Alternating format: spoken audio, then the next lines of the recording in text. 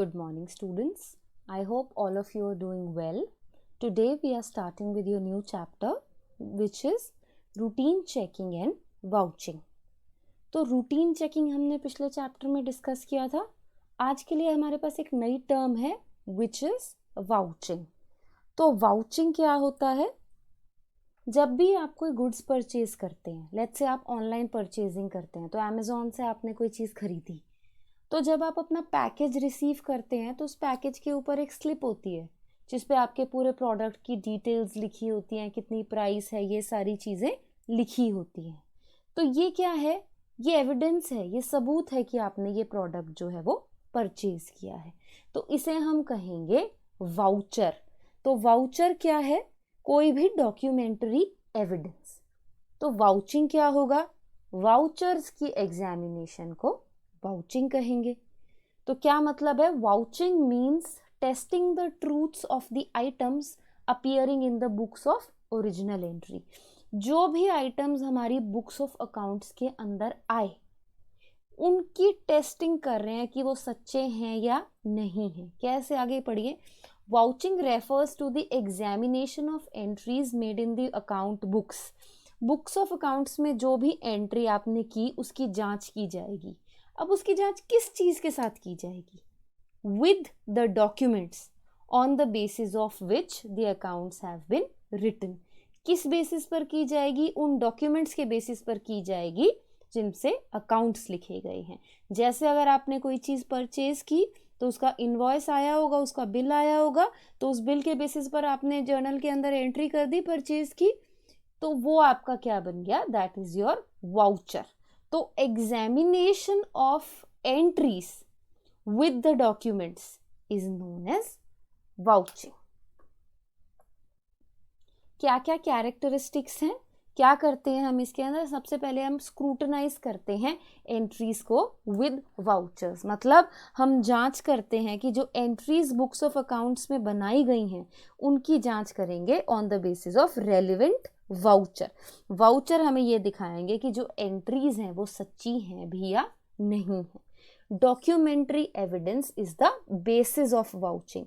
Vouching किस basis पर चलती है? सबूतों के बेसिस पर. क्या कागजात हैं, क्या सबूत है आपके पास कि ये ट्रांजैक्शन जो है एक्चुअल में हुई थी.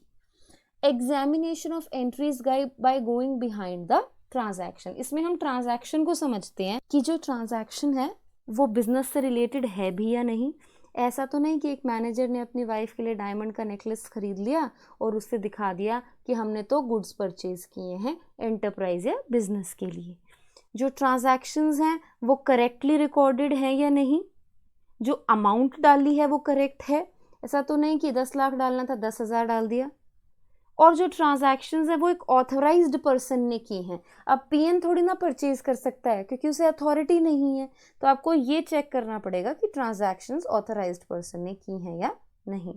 Routine checking is a part of vouching. Routine checking vouching का हिस्सा है. ये हम आगे पढ़ेंगे. पढ़ते हैं वाउचिंग और रूटीन चेकिंग के बीच में क्या डिफरेंस है. अभी पढ़ा हमने कि रूटीन चेकिंग जो है वो वाउचिंग का एक हिस्सा है.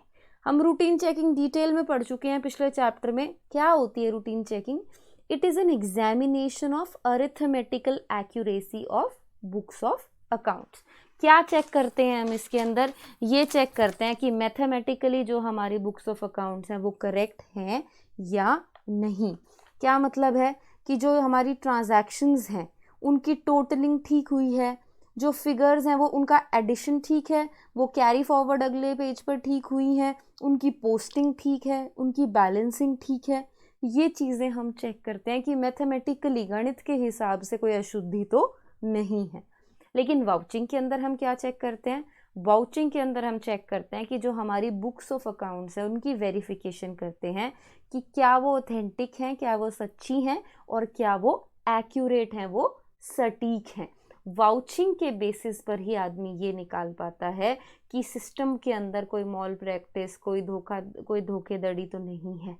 तो ये जो निकलता है, कोई ट्रांजैक्शन रिकॉर्ड हुई है, ऐसा तो नहीं कोई ट्रांजैक्शन छूट गई. अगर हमने कोई नहीं रिकॉर्ड की तो उसके पीछे क्या कारण है. तो वाउचिंग करने के लिए हम रूटीन चेकिंग करते हैं. ऑब्जेक्टिव्स क्या क्या हैं वाउचिंग के?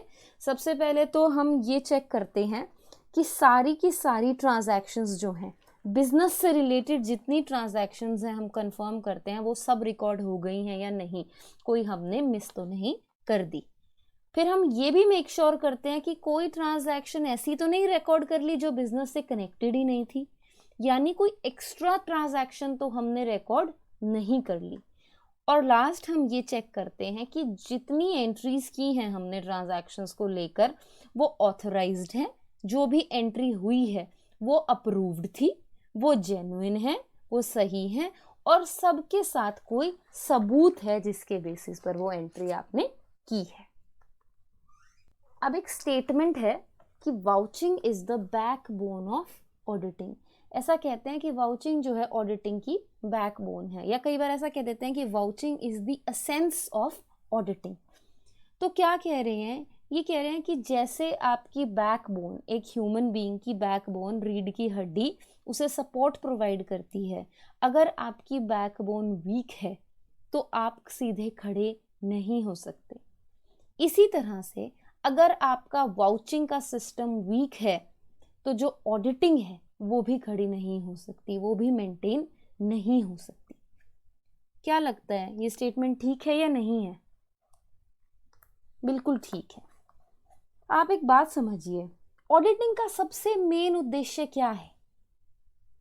बुक्स ऑफ अकाउंट्स की जांच करना, एक रिपोर्ट तैयार करना जिसमें हम क्लाइंट को ये शो करेंगे कि जो हमारा प्रॉफिट एंड लॉस अकाउंट है वो सही प्रॉफिट या सही लॉस शो कर रहा है, या जो हमारी बैलेंस शीट है वो हमारी true and fair position show कर रही है या नहीं।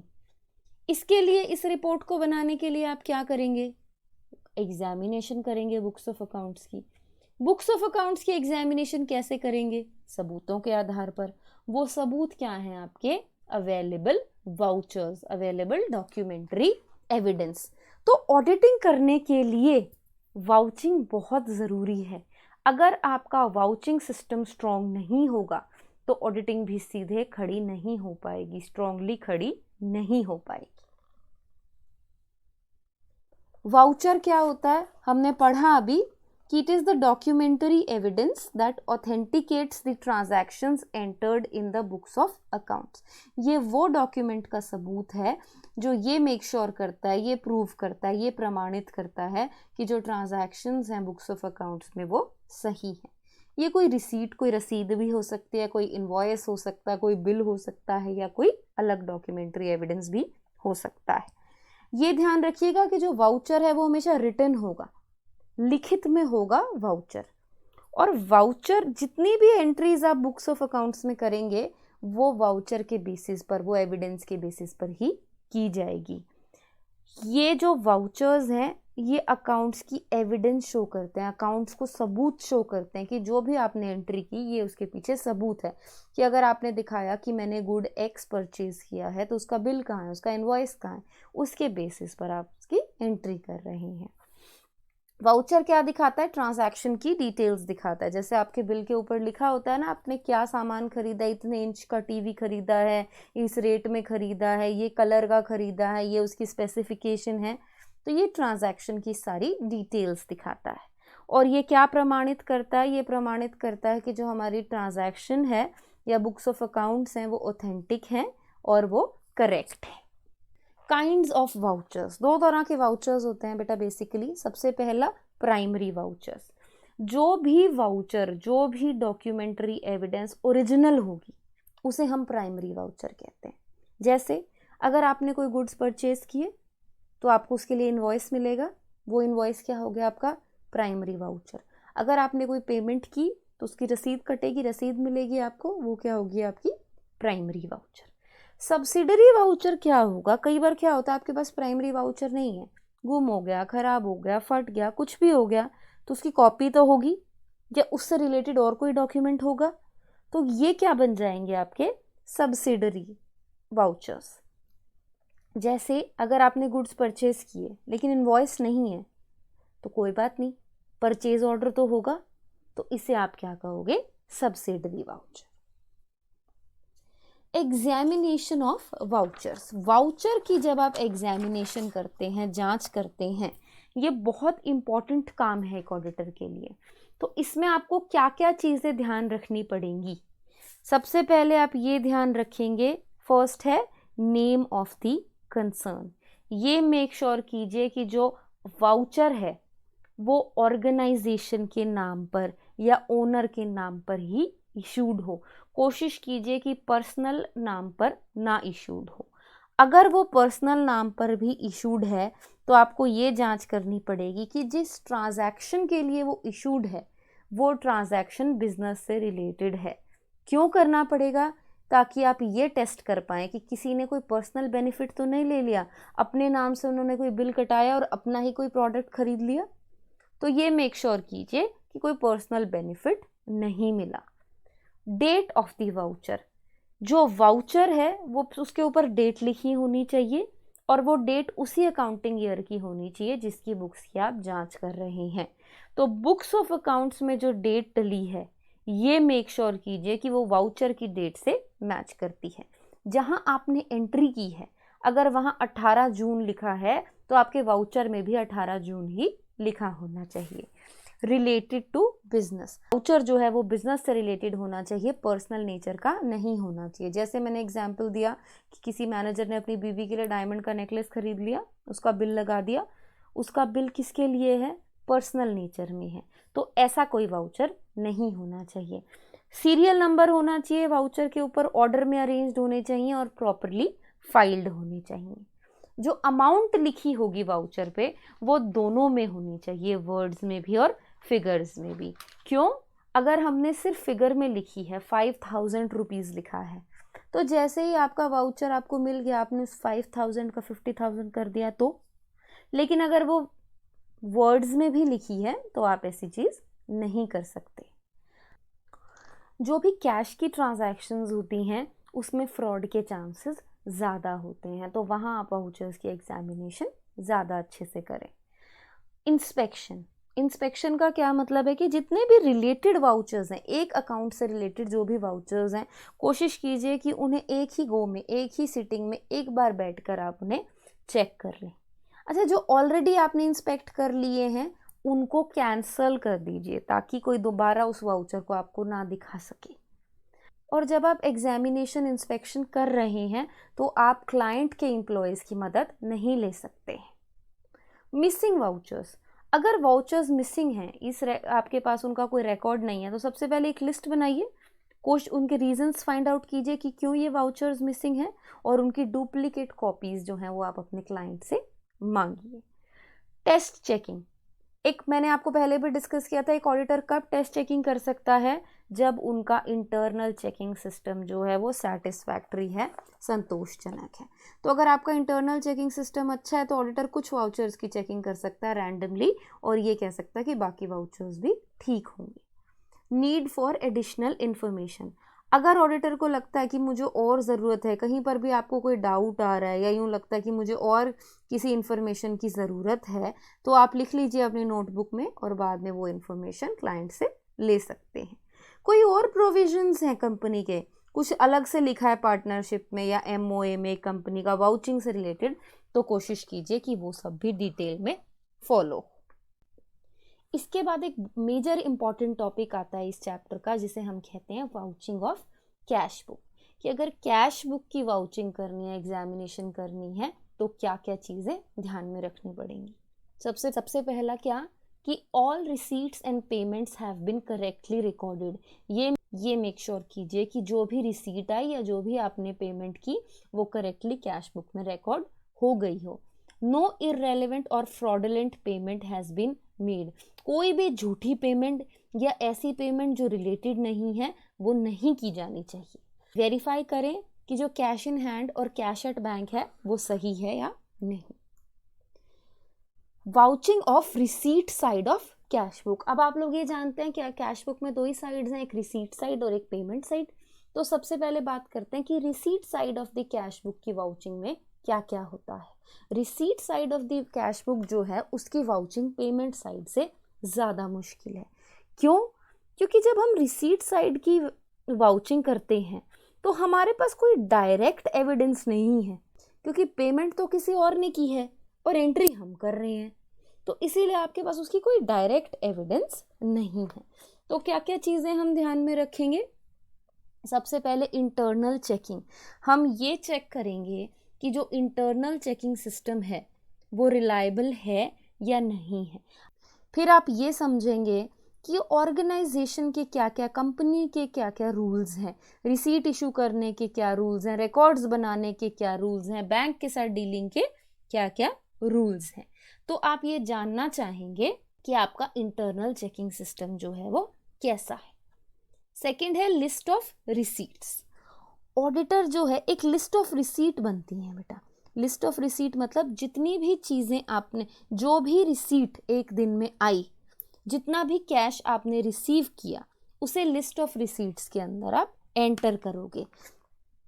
तो ऑडिटर ये चेक करेगा कि लिस्ट ऑफ रिसीट के अंदर डेली की डेली एंट्रीज हो रही हैं या नहीं, और ये जो रिसीट्स हैं इनकी एंट्री आप क्या, एक कैशियर कहाँ कर सकता है, किसी डायरी में कर सकता है या रफ कैश बुक में कर सकता है, ताकि जब वो फाइनल चढ़ाए फाइनल कैश बुक के अंदर तो कोई मिस्टेक ना हो। थर्ड क्या है? Reconciliation of cash book. अब कैश बुक की भी चेकिंग की जा सकती है। ऑडिटर ये एग्जामिन कर सकता है कि जो रफ कैश बुक थी या जो डायरी थी उसको कंपेयर कर सकते हैं आप फाइनल कैश बुक के साथ, कि ऐसा तो नहीं कि कोई एंट्री हमने एक डायरी में या रफ कैश बुक में तो चढ़ाई थी लेकिन फाइनल कैश बुक में वो हमने मिस कर दी। रिसीट इशू सिस्टम, हर ऑर्गेनाइजेशन का रिसीट्स को लेकर एक सिस्टम होता है, तो ऑडिटर को ये समझना पड़ेगा कि इस ऑर्गेनाइजेशन का कैसा सिस्टम है। आप ये चेक कीजिए कि जितनी भी रसीद हैं वो प्रिंटेड हैं या नहीं। ऐसा तो नहीं आपने कोई हैंडमेड रसीद रखी हुई है, तो रिसीट जो है वो प्रिंटेड फॉर्म में होनी चाहिए, और हर रिसीट की कार्बन कॉपी, एक कॉपी होनी चाहिए। जो भी रिसीट्स हैं उनके ऊपर नंबर लगे हुए होने चाहिए। जो भी ब्लैंक रिसीट बुक्स हैं आपके पास, खाली हैं अभी, वो आप अपनी सेफ कस्टडी के अंदर रखेंगे। रिसीट्स जो हैं वो साइन होनी चाहिए ऑथराइज्ड पर्सन की, और किसी के साइन उस पर नहीं हो सकते। और अगर वो रिसीट गलत हो गई है, कोई भी आपसे मिस्टेक हो गई है, तो आप उसे रिसीट बुक में से फाड़ेंगे नहीं, रादर आप उस पर कैंसिल लिख देंगे। इसके बाद है bank deposit system. Bank deposit का सिस्टम भी ऑडिटर समझेगा। अगर रिसीट्स जो है बैंक में डिपॉजिट होती हैं, तो जो टोटल है रिसीट का, डिपॉजिट्स का, उसे आप चेक करेंगे बैंक की पे इन स्लिप के साथ। पे इन स्लिप क्या होती है बेटा? जब हम बैंक में पैसा जमा करते हैं तो हम एक पे इन स्लिप भरते हैं। इसकी दो कॉपी होती है। एक तो अगर आपने पे इन स्लिप भरी एज अ डिपॉजिटर तो आपके पास रह जाएगी एक कॉपी, और एक कॉपी जो है वो कैशियर जहां आपने पैसा जमा किया है वो रख लेगा। तो ये हमारे पास पे इन स्लिप रह जाएगी, इससे हम ये चेक करेंगे कि हमने कितनी रिसीट्स डिपॉजिट करी और हमारे पास कितनी स्लिप्स आई। ऐसा तो नहीं हमने डिपॉजिट तो कम की लेकिन स्लिप्स ज़्यादा हैं, या स्लिप्स तो कम हैं लेकिन डिपॉजिट ज़्यादा किया, तो आपको ये भी चेक करना पड़ेगा। और लास्ट है अबाइडिंग बाय द रूल्स। इसके बाद भी अगर कोई कंपनी के अलग तरह के रूल्स हैं, जैसे कोई मीटिंग के अंदर रेजोल्यूशन पास हुई है, कोई नए रूल्स बने हैं, तो ऑडिटर को वो सारे रूल्स भी फॉलो कर। अब कुछ इंपॉर्टेंट आइटम्स आ जाते हैं जिनकी वाउचिंग के बारे में हम समझेंगे। जैसे रिसीट साइड या डेबिट साइड के अंदर सबसे पहला मेन इंपॉर्टेंट जो आइटम है उसे हम कहते हैं कैश सेल्स। तो जब हम कैश सेल्स की वाउचिंग करेंगे तो क्या क्या चीज़ें हमें समझनी चाहिए। सबसे पहले तो आप ये देखिए, ये चेक कीजिए कि इंटरनल चेकिंग सिस्टम कैसा है। इंटरनल चेकिंग सिस्टम क्या होता है? मैंने आपको बताया था, it is an arrangement of duties. Duties का इस तरह से अरेंजमेंट होता है कि कोई भी एक इंसान किसी एक काम को शुरू से अंत तक नहीं कर रहा है, और हर इंसान का, पहले इंसान का काम दूसरा चेक करेगा, दूसरे का काम तीसरा चेक करेगा, तो जो वर्क है वो ऑटोमेटिकली चेक हो जाता है। अगर इंटरनल चेकिंग सिस्टम नहीं ऑर्गेनाइज्ड है, नहीं अच्छे से है, तो जो कैश की गड़बड़ी है, कैश की मिस अप्रोप्रिएशन है, उसके चांसेस बढ़ जाते हैं। इंटरनल चेकिंग सिस्टम के अंदर क्या होगा? अगर सपोज आपने सेल्स की, एज अ सेल्समैन मैंने सेल्स कर दी और मैं ही उसकी एंट्री कर रही हूँ, तो ऐसा हो सकता है कि मैंने सेल तो ज़्यादा की करी, मैं एंट्री कम की कर रही हूँ, बाकी पैसे मैंने अपने पास रख लिए। तो इंटरनल चेकिंग सिस्टम में ऐसा होगा कि जिस सेल्समैन ने सेल्स की वो उसकी एंट्री कैश बुक में या किसी भी रिकॉर्ड में नहीं करेगा। कोई भी एक इंसान सारा काम एक साथ नहीं करेगा। तो अगर आपका इंटरनल चेकिंग सिस्टम इफेक्टिव है तो ये जो फ्रॉड के चांसेस हैं ये घट जाएंगे। इसके अलावा क्या कर सकते हो आप, कैश मेमो मिला है उसकी कार्बन कॉपी चेक कर सकते हो। इसके अलावा क्या कर सकते हो आप, कैश मेमो है जो उसकी कार्बन कॉपी चेक कर सकते हो। Summaries of daily cash sales with entries made in cash book ये चेक कर सकते हो। हमने अभी पिछले ही चैप्टर में पढ़ा है कि जो कैश सेल की जाती है उसकी 4 कॉपीज बनाई जाती हैं। एक कॉपी तो सेल्समैन ने अगर सेल की तो उसने अपने पास रख ली, 3 कॉपीज उसने कस्टमर को दे दी। कस्टमर पहली कॉपी किसे देगा, कैशियर। कस्टमर जो है वो ये कॉपीज कैशियर को दे देगा, कैशियर उस पर पेड की स्टैंप लगा देगा। फिर कस्टमर एक कॉपी गेट कीपर को देगा जो उस पर गुड्स डिलीवर्ड की स्टैंप लगा देगा, और फाइनल कॉपी कस्टमर अपने पास रख सकता है। तो एक कॉपी तो कस्टमर के पास है, बाकी 3 कॉपी किसके पास है, एक सेल्समैन के पास, एक गेट कीपर के पास, एक कैशियर के पास। तो ये जो तीनों कॉपीज हैं इन कॉपीज से कैशियर, गेट कीपर और सेल्समैन समरी बनाते हैं कि हमने डेली कितनी कैश सेल की। तो हम इस समरी को भी चेक कर सकते हैं कैश बुक में एंट्री में। ऐसा तो नहीं इनकी समरी के हिसाब से तो ज़्यादा सेल हुई है लेकिन कैश बुक में हमने कम सेल दिखाई है, इसका मतलब बाकी पैसे हमने अपनी जेब में डाल लिए। तो आप इस तरीके से भी चेक कर सकते हो। सेकंड है cash received from debtors. Debtors कौन होते हैं बेटा, डेटर्स होते हैं जिनको हमने गुड सेल किए होते हैं उधार पे, क्रेडिट पे। तो इसमें हम क्या मेक श्योर करेंगे कि स्टाफ जो कैश रिसीव करता है और स्टाफ जो रिसीट की स्टेटमेंट बनाता है वो अलग अलग हों। रिसीट की स्टेटमेंट का क्या मतलब है, जब डेटर्स हमें पेमेंट कर देंगे तो हम उन्हें एक रिसीट देंगे कि हमें आपकी पेमेंट मिल गई है, तो ये रिसीट तो कोई और बनाएगा और पेमेंट कोई और रिसीव करेगा। और क्या चेक कर सकते हैं आप, काउंटर फॉइल जो है, कॉपीज जो है रिसीट की वो चेक कर सकते हैं कि आपके पास जो कॉपी पड़ी है वो देखें कि उसके अंदर कितना अमाउंट मेंशन्ड है।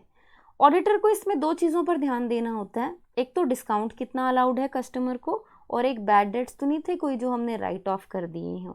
डिस्काउंट के लिए आपको क्या ध्यान में रखना पड़ेगा, वो ये ध्यान में रखना पड़ेगा कि कंपनी का क्या मेथड है और क्या रेट है डिस्काउंट देने का। ये मेक श्योर कीजिए कि उससे ज़्यादा परसेंटेज तो नहीं मिल गई है। और बैड डेट्स के लिए आपको ये देखना पड़ेगा कि किसको अथॉरिटी है बैड डेट्स को राइट ऑफ करने की, और ये चेक कीजिए कि क्या उसी ने किया है। वरना क्या हो सकता है, हम बैलेंस को बैड डेट की तरह से दिखा सकते हैं, हमें पैसा तो मिल गया, कैश तो रिसीव हो गया, लेकिन हमने उसे बैड डेट दिखा दिया जो हमने राइट ऑफ कर दिया। तो वो बाकी जो पैसा हमें मिल गया उसे हम क्या करेंगे, अपनी जेब में डाल लेंगे। तो आपको ये भी चेक करना पड़ेगा कि बैड डेट किसने राइट ऑफ किए हैं, क्या उसके पास अथॉरिटी थी या ऐसा तो नहीं किसी और ने कर दिया और पैसा अपनी जेब में डाल लिया। इसके बाद आता है amount received from bills receivable. ये सब आपने पढ़े हुए हैं लेकिन मैं आपको फिर भी रिवाइज करवा रही हूँ कि बिल्स रिसीवेबल क्या होते हैं, डेटर्स क्या होते हैं, हमने किसी को गुड्स जो है वो उधार पे दे दी। बिल्स रिसीवेबल भी क्या है, मैं किसी को गुड्स दे रही हूँ लेकिन वो कह रहा है यार मेरे पास पैसे नहीं है, मैं तुझे बाद में पैसे दे दूंगा, पर मुझे उस पर विश्वास नहीं है, मुझे लग रहा है पता नहीं कल को भाग जाए या क्या हो जाए। तो क्या करवाऊंगी, मैं एक पेपर पर लिख दूंगी कि मैंने एक्स पर्सन को गुड्स दे दिए हैं और ये मुझे लेट्स से 3 महीने में पैसे दे देगा। तो ये क्या हो गया, ये हो गया हमारा बिल। तो इसे हम कहते हैं बिल्स रिसीवेबल। तो बिल्स रिसीवेबल की वाउचिंग करने के लिए आप क्या चेक करेंगे, एक बुक आती है जिसे हम कहते हैं बिल्स रिसीवेबल बुक, हम इसे चेक करेंगे। हम कैश बुक चेक कर सकते हैं, हम पासबुक चेक कर सकते हैं। जो बिल्स रिसीवेबल हमें रिसीव हो गए हैं उनकी कोई रसीद है, कैश रिसीट है, हम उसे चेक कर सकते हैं।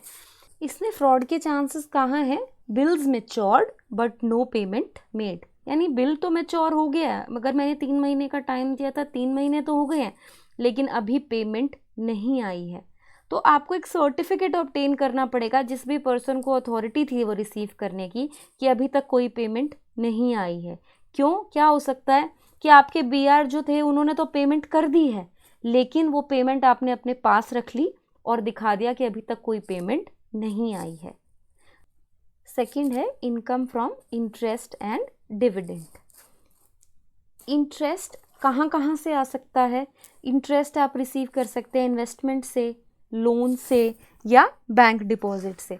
तो क्या क्या चीज़ें चेक करेंगे? अगर आपने जो इंटरेस्ट है वो इन्वेस्टमेंट से रिसीव किया है तो इन्वेस्टमेंट के ऊपर तो रेट ऑफ इंटरेस्ट फिक्स्ड होता है, तो आप क्या कर सकते हैं, इंटरेस्ट के कूपन से, इंटरेस्ट की रिसीट्स की कॉपीज से चेक कर सकते हैं।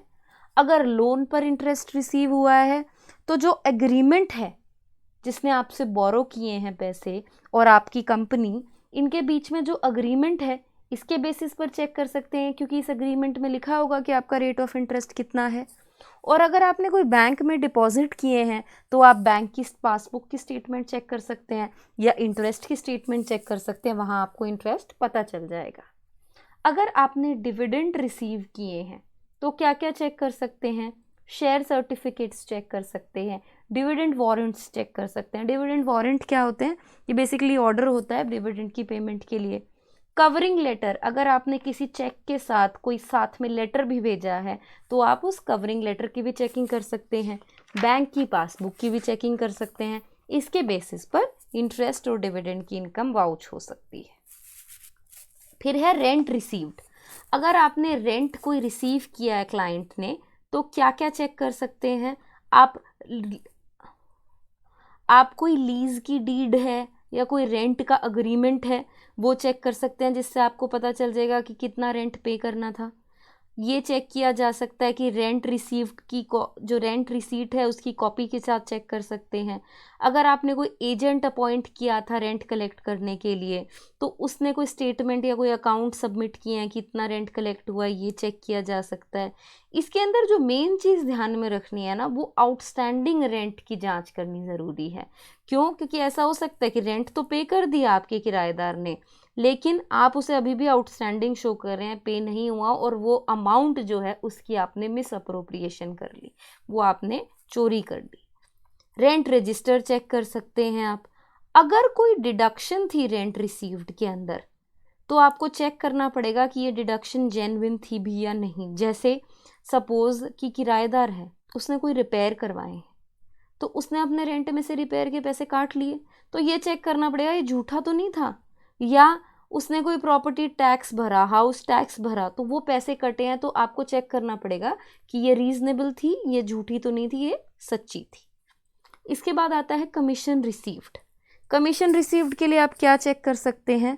आप चेक कर सकते हैं एग्रीमेंट, जो कमीशन रिसीव करना है, जो आपका बिजनेस है, आपका क्लाइंट है वो, और जो पार्टी जिन्होंने कमीशन पे करना है, आप उनके बीच में कोई एग्रीमेंट हुआ है वो चेक कर सकते हैं। इस एग्रीमेंट में कमीशन का रेट लिखा हुआ होगा। आप अमाउंट कैसे चेक कर सकते हैं? एक कमीशन स्टेटमेंट होती है, आप उसके बेसिस पर चेक कर सकते कितना अमाउंट मिला है कमीशन के तौर पर। कैश बुक को चेक कर सकते हैं आप, कैश बुक में जो एंट्री की है उसको जो कमीशन की रिसीट की कॉपी मिली है उससे जांच कर सकते हैं। सब्सक्रिप्शन रिसीव्ड, अगर आपने कोई सब्सक्रिप्शन रिसीव की है तो सब्सक्रिप्शन की कोई आपने रसीद काटी होगी, उस रसीद की कॉपी चेक कर सकते हैं। आपके पास सब्सक्रिप्शन का रजिस्टर है, उस रजिस्टर में एंट्री चेक कर सकते हैं।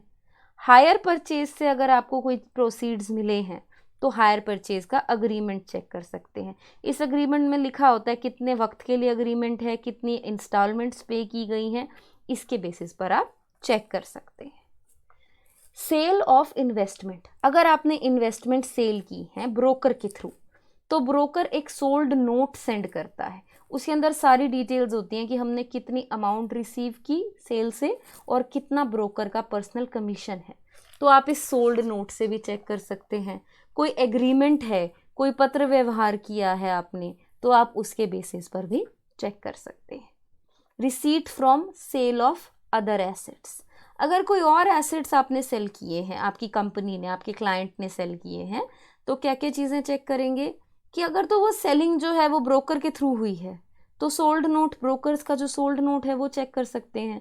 अगर वो ऑक्शन के दौरान हुई है, बोली लगी है, तो आप जो ऑक्शनियर है जिसने ऑक्शन की है उसका नोट चेक कर सकते हैं। अगर कोई कॉन्ट्रैक्ट ऑफ सेल है या डीड है तो आप उसे भी चेक कर सकते हैं। कोई आपके क्लाइंट ने क्लेम रिसीव किया है इंश्योरेंस का, तो क्या चेक कर सकते हैं, इंश्योरेंस पॉलिसी वालों ने कोई रिपोर्ट तैयार की है, बैंक की पासबुक चेक कर सकते हैं, आपने कोई क्लेम के लिए लेटर भेजा था या कोई और पत्र व्यवहार, कोई और कॉरेस्पॉन्डेंस की थी, ये सारी डिटेल्स चेक कर सकते हैं।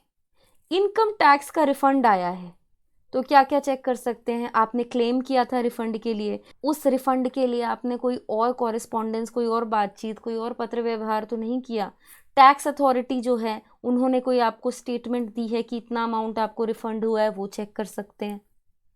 Bad debts recovered, bad debts recovered के अंदर आप डिविडेंड लेटर्स चेक कर सकते हैं। बैड डेट डिविडेंड के जो लेटर्स होते हैं, ये क्या चीज़ है, पर्सन इंसॉल्वेंट डिक्लेयर हो जाता है, उसका दिवालिया घोषित कर दिया जाता है, तो जो कोर्ट है वो एक लिक्विडेटर को अपॉइंट करता है जो उस इंसान के सारे एसेट्स ले लेता है और क्रेडिटर्स को पेमेंट करता है। तो जो अमाउंट क्रेडिटर को मिली, क्रेडिटर के हिसाब से तो वो बैड डेट था, पैसा आना ही नहीं था, लेकिन उसे जो भी अमाउंट मिली उसे हम बैड डेट डिविडेंड कहते हैं। तो यह डिविडेंड देते हुए एक लेटर होता है जिसे हम डिविडेंड लेटर कहते हैं। तो कोई बैड डेट्स रिसीव हुए या कोई रिकवर हुए तो उसके लिए कोई लेटर भी आया होगा, डिविडेंड लेटर, उससे चेक कर सकते हैं। रिकवर हुआ है तो उसकी कोई रसीद भी मिली होगी, कोई बातचीत भी की होगी आपने, वो सारी चीज़ों से चेक कर सकते हैं। सेल ऑफ शेयर्स, अगर शेयर बेचने से आपको कोई पैसा मिला है आपके क्लाइंट को, तो कैसे चेक कर सकते हैं, आप मेंबर्स के रजिस्टर से चेक कर सकते हैं। शेयर अलॉटमेंट का रजिस्टर होगा, शेयर्स का रजिस्टर है, बोर्ड ऑफ डायरेक्टर्स की कोई मीटिंग हुई है, आप शेयर होल्डर हैं, उसकी मिनट्स में लिखा हुआ है नाम या उसकी मिनट्स में अमाउंट लिखी हुई है, तो ये सारे डॉक्यूमेंट्स के बेसिस पर आप जांच कर सकते हैं।